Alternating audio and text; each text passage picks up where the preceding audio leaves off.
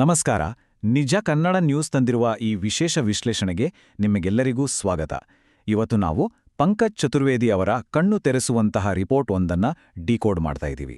ಈಗ ದೇಶಾದ್ಯಂತ ರಣಬಿಸಿಲು ಸುಡ್ತಾ ಇದೆ ಅಲ್ವಾ? ಇದು ಬರೀ ಪ್ರಕೃತಿಯ ಮುನೀಸಾ ಅಥವಾ ನಾವೇ ಮಾಡ್ಕೊಂಡಿರೋ ಎಡವಟ್ಟ ಅನ್ನೋ ದೊಡ್ಡ ಪ್ರಶ್ನೆ ನಮ್ಮ ಮುಂದಿದೆ. ಬನ್ನಿ, ಈ ಬಿಕ್ಕಟ್ಟಿನ ಹಿಂದಿರೋ ಅಸಲಿ ಕಾರಣಗಳೇನು ಅಂತ ಆಳವಾಗಿ ಅರ್ಥ ಮಾಡ್ಕೊಳ್ಳೋಣ. ಸರಿ, ಈ ವಿಶ್ಲೇಷಣೆಯಲ್ಲಿ ನಾವು ಮುಖ್ಯವಾಗಿ 5 ಹಂತಗಳನ್ನು ನೋಡಲಿದ್ದೀವಿ. ಉರಿಯುತ್ತಿರುವ ಭಾರತ, ಹವಾಮಾನವೋ ಅಥವಾ ಕೆಟ್ಟ ನೀತಿಯೋ, ಕೃಷಿ ಮತ್ತು ವನ್ಯಜೀವಿಗಳ ಮೇಲಿನ ಪರಿಣಾಮ, ನಮ್ಮ ತಪ್ಪು ಅಭಿವೃದ್ಧಿ ಯೋಜನೆಗಳು, ಹಾಗೇನೇ ಅಂತಿಮವಾಗಿ ಇದರ ಮುಂದಿರೋ ಪರಿಹಾರಗಳೇನು ಅನ್ನೋದನ್ನ ಚರ್ಚೆ ಮಾಡೋಣ. ಮೊದಲನೇ ವಿಭಾಗ, ಉರಿತಿರುವ ಭಾರತ. ಗ್ರೌಂಡ್ ರಿಯಾಲಿಟಿ ಹೇಗಿದೆ ಅಂತ ನೋಡೋಣ ಬನ್ನಿ. ಕೇವಲ ಏಪ್ರಿಲ್ 24ರ ಡೇಟಾ ನೋಡಿದ್ರೆ ಸಾಕು, ನಮಗೆ ಶಾಕ್ ಆಗತ್ತೆ. ಪ್ರಪಂಚದ ಟಾಪ್ 100 ಅತ್ಯಂತ ಬ್ಯುಸಿಯಾದ ನಗರಗಳ ಪಟ್ಟಿಯಲ್ಲಿ ಆ 100ಕ್ಕೆ 100 ನಗರಗಳು ನಮ್ಮ ಭಾರತದಲ್ಲೇ ಇದ್ದು ಅಂದ್ರೆ ನೀವು ನಂಬ್ತೀರಾ? ಖಂಡಿತ ನಂಬಲೇಬೇಕು. ಇದು ಬರೀ ನಂಬರ್ಸ್ ಅಲ್ಲ, ನಮ್ಮ ಕಣ್ಣು ಮುಂದಿರೋ ದೊಡ್ಡ ಡೇಂಜರ್ ಅಲಾರ್ಮ್ ಇದು. ದೇಶಾದ್ಯಂತ basic temperature 45 degree Celsius touch ಆಗಿದೆ. ಆದರೆ ನಾವು ಕಟ್ಟಿರೋ ಈ ಕಾಂಕ್ರೀಟ್ ಕಾಡುಗಳು, ಡಾಂಬರು ರಸ್ತೆಗಳ ಮಧ್ಯೆ ಆ 45 ಡಿಗ್ರಿ ನಮಗೆ ಬರೋಬ್ಬರಿ 49 ಡಿಗ್ರಿಯಷ್ಟು ಸುಡ್ತಾ ಇದೆ. ಅಕ್ಷರಶಃ ನರಕದ ಅನುಭವ ಆಗ್ತಿದೆ ಅಲ್ವಾ? ಇನ್ನು ಈ ಬಿಸಿಲನ್ನ ತಡ್ಕೊಳ್ಳೋಕೆ ನಮ್ಮ ಸಿಸ್ಟಮ್ ಎಷ್ಟರ ಮಟ್ಟಿಗೆ ಪರದಾಡ್ತಿದೆ ಗೊತ್ತಾ? ಸಾರ್ವಜನಿಕ ಆಸ್ಪತ್ರೆಗಳಲ್ಲಿ ಕೂಲಿಂಗ್ ಟಬ್ಗಳು 200 ಕೆಜಿ ಐಸ್ ಮೆಷಿನ್ಗಳನ್ನು ಬಳಸ್ತಿದ್ದಾರೆ. ಮಕ್ಕಳಿಗೆ ಆದಷ್ಟು ತೆಳುವಾದ ಹತ್ತಿ ಬಟ್ಟೆ ಹಾಕಿ ಅಂತ ಸರ್ಕಾರ ಹೇಳ್ತಿದೆ. ಆದರೆ ವಿಪರ್ಯಾಸ ನೋಡಿ, ಎಸಿ ರೂಮಲ್ಲಿ ಕೂತಿರೋ ನಮ್ಮ ಕೆದ ರಾಜಕಾರಣಿಗಳು ಬಿಸಿಲಿಂದ ತಪ್ಪಿಸ್ಕೊಳ್ಳೋಕೆ ಜೇಬಲ್ಲಿ ಈರುಳ್ಳಿ ಇಟ್ಕೊಳ್ಳಿ ಅಂತ ಸಲಹೆ ಕೊಡ್ತಿದ್ದಾರೆ. ನಮ್ಮ ವ್ಯವಸ್ಥೆಯ ಅಸಹಾಯಕತೆ ಎಲ್ಲಿಗೆ ಬಂದು ನಿಂತಿದೆ ಅನ್ನೋದಕ್ಕೆ ಇದೇ ಸಾಕ್ಷಿ. ಈಗ ನಮ್ಮ 2ನೇ ವಿಭಾಗಕ್ಕೆ ಬರೋಣ. ಇದು ಹವಾಮಾನದ ಎಫೆಕ್ಟಾ ಅಥವಾ ನಮ್ಮದೇ ಕೆಟ್ಟ ನೀತಿಗಳ? ಇಲ್ಲಿ ರಿಪೋರ್ಟ್ 2 ಅಂಶಗಳನ್ನ ಬಹಳ ಕ್ಲಿಯರ್ ಆಗಿ ಕಂಪೇರ್ ಮಾಡುತ್ತೆ. ಹೌದು, ಎಲ್ ನಿನೋ ಅನ್ನೋ ಜಾಗತಿಕ ಪ್ರಕ್ರಿಯೆಯಿಂದಾಡಿ ಟೆಂಪರೇಚರ್ ಹೆಚ್ಚಾಗ್ತಿದೆ, ಅದು ಒಪ್ಕೊಳ್ಳುವಂಥದ್ದೇ. ಆದರೆ ನಾವು ಡೆವಲಪ್ಮೆಂಟ್ ಹೆಸರಲ್ಲಿ ನಮ್ಮದೇ ಭೂಮಿ, ನೀರು, ಕಾಡುಗಳ ನೈಸರ್ಗಿಕ ಕೂಲಿಂಗ್ ಸಿಸ್ಟಮನ್ನೇ ಹಾಳು ಮಾಡ್ತಾ ಇದೀವಲ್ಲ, ಅದು ಅಸಲಿ ಸಮಸ್ಯೆ. ಇದು ಬಹುಪಾಲು ಮನುಷ್ಯರೇ ಸೃಷ್ಟಿಸ್ಕೊಂಡಿರೋ ತೊಂದರೆ ಅಂತ ಈ ರಿಪೋರ್ಟ್ ಸ್ಪಷ್ಟವಾಗಿ ಹೇಳುತ್ತೆ. ಇದರಿಂದ ಆಗ್ತಿರೋ ಆರ್ಥಿಕ ಹೊಡೆತ ಎಷ್ಟು ದೊಡ್ಡದು ಗೊತ್ತಾ?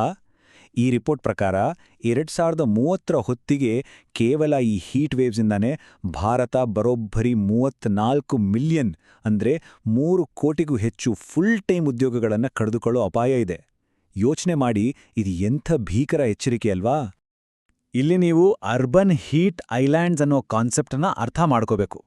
ನಮ್ಮ ಕಾಂಕ್ರೀಟ್ ಮತ್ತು ಡಾಂಬ್ರು ಬೆಳಗಿನ ಹೊತ್ತು ಬಿಸಿಲನ್ನ ಪೂರ್ತಿ ಹೀರ್ಕೊಂಡು ರಾತ್ರಿ ಅದನ್ನೇ ಆಚೆ ಹಾಕ್ತವೆ. ಉದಾಹರಣೆಗೆ, ಯುಪಿಯ ಬಂಡಾ ಅನ್ನೋ ಜಾಗದಲ್ಲಿ ಸೂರ್ಯ ಮುಳುಗದ ಮೇಲೂ ಹಳ್ಳಿಗಳಿಗಿಂತ ರಸ್ತೆಗಳು 5ರಿಂದ 7 ಡಿಗ್ರಿ ಸೆಲ್ಸಿಯಸ್ ಹೆಚ್ಚು ಬಿಸಿಯಾಗಿರ್ತವೆ. ರೋಡ್ ಸೈಡ್ ಕೆಲಸ ಮಾಡೋರ್ಗೆ ಇದು ನಿಜಕ್ಕೂ ನರಕ. ಈಗ 3ನೇ ಭಾಗ ನೋಡೋಣ. ಕೃಷಿ ಮತ್ತು ವನ್ಯಜೀವಿಗಳ ಮೇಲೆ ಇದರ ಪರಿಣಾಮ ಹೇಗಿದೆ? ಈ ತಾಪಮಾನ ಗ್ರಾಮೀಣ ಬದುಕನ್ನ ಅಕ್ಷರಶಃ ಹಿಂಡಿ ಹಿಪ್ಪೆ ಮಾಡ್ತಿದೆ.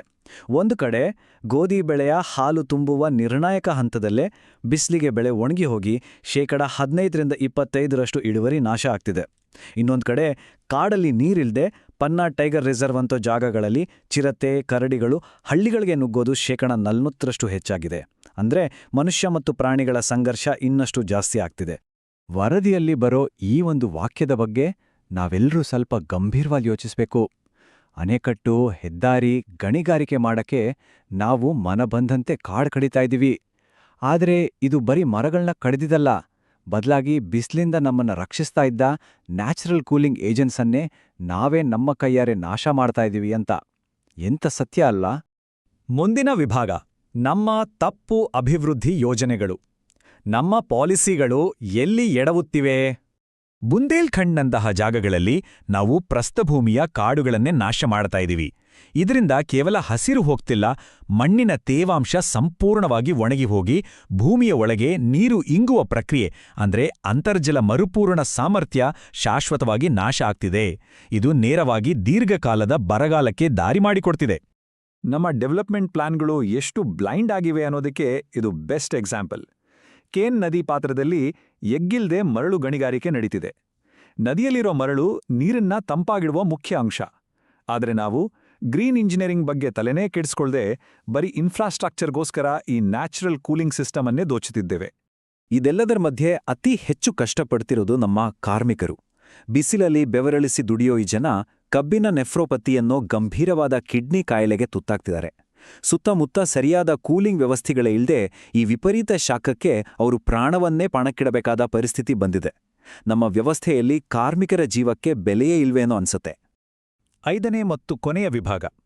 ಹಾಗಾದ್ರೆ ಮುಂದಿರುವ ಪರಿಹಾರಗಳೇನು? ಈ ಬಿಕ್ಕಟ್ಟಿನಿಂದ ಹೊರಬರೋಕೆ ದಾರಿ ಏನು?